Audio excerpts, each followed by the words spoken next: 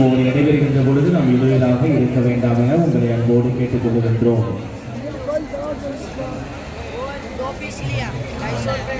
முதல் தேரிலே காவல் சமரசு பவனி வருகின்றார். இரண்டாம் தேரிலே புனித செபஸ்தியார் பவனியாக எடுத்து வரப்படுகின்றார். மக்கள் அமர்ந்திருக்கிறீர்கள். திருத்தேரிலே புனிதர்கள் பவனி வரும்போது எழுந்து நின்று மரியாதை செலுத்துவது நேர்ச்சி செயலாகவும் ஜெப உணர்வோடு செயலாகவும் இருக்கும். மூன்றாம் தேதியிலே புனித ஆரோக்கிய அன்னை பவனி வருகின்றார். Third call, the helps of the good health in procession.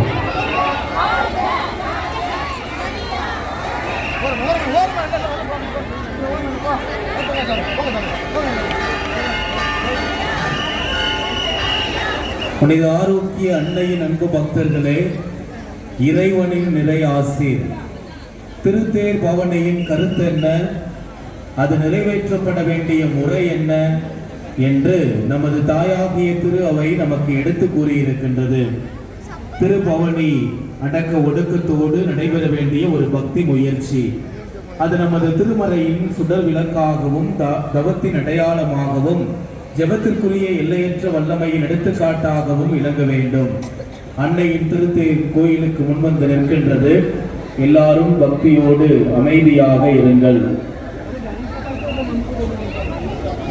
மானிடர் மனதில் இறை நம்பிக்கை பெருக, கிறிஸ்துவின் அன்பு அனைவரையும் ஆட்கொள்ள,